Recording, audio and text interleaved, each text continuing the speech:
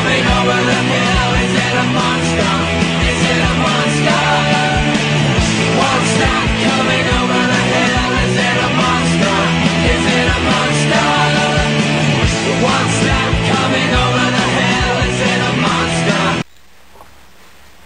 Good evening and welcome to tonight's show of animals imported to Australia. The animal we will be talking about today is the camel.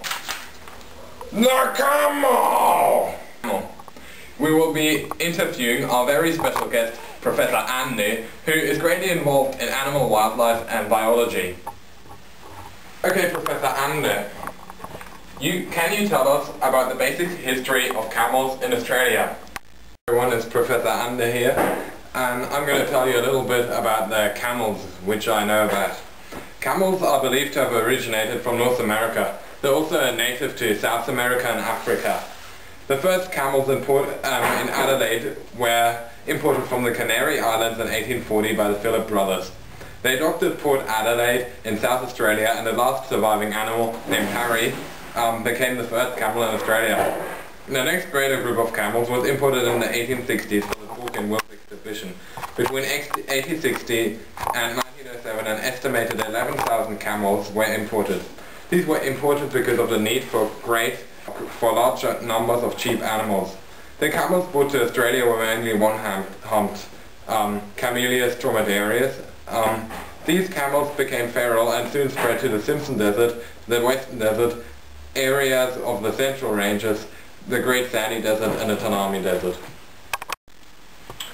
That was very interesting, Professor Ande.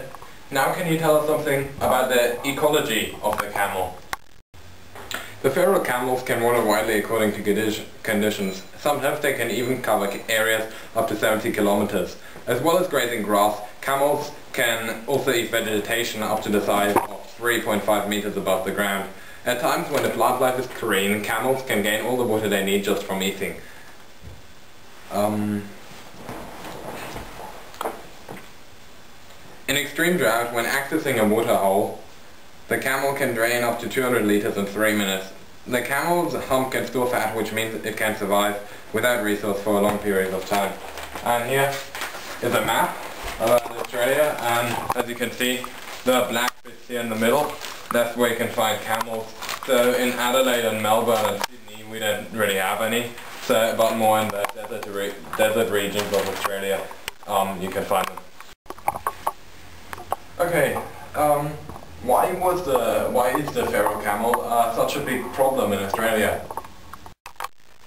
The native environment of the one-humped camel was North America. This environment was perfect for the animal as it kept its population at balanced numbers.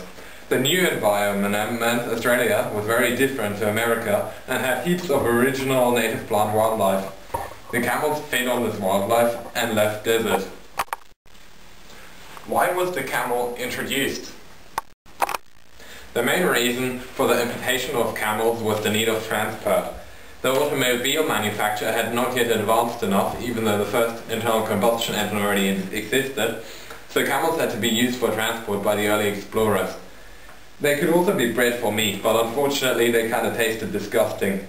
Camels are also very heat and drought resistant, so they could survive without water for long periods of time.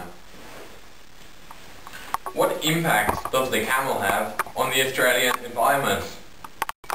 The increasing number of camels causes major concern in Australia. Camels do not only drink most of the available water, they also have the ability to cause extinction of many of the native plants, such as the quandong, the plumbush, the curly podwattle, the native apricot, the bean tree and the Laurentia species. Feral camels are very widespread across central Australia, with numbers as high as 2 camels for every square kilometre. In times of drought, the survival of many native plants and animals depends upon scarce water holes. Feral camels can degrade these water holes in very quick time. The next question we have is, are there any methods of controlling the camels? Without management, camel populations have the potential to continue expanding across Australia. Some of the ways to control camels are by persecution, by killing them basically, by building high camel-proof fencing, and by harvesting them. Fortunately, camels have some value as resource. There is a pet meat trade and a smaller trade largely export driven and in camel meats for human consumption. Camels can easily be caught and domesticated and then be used for human transport. The Desert Knowledge Cooperative Research Centre in Alice Springs was funded by the Australian government to develop a national management framework that would lead to the reduction of camel numbers to a level that reverses the current population growth trajectory and reduces their impact in the resource management.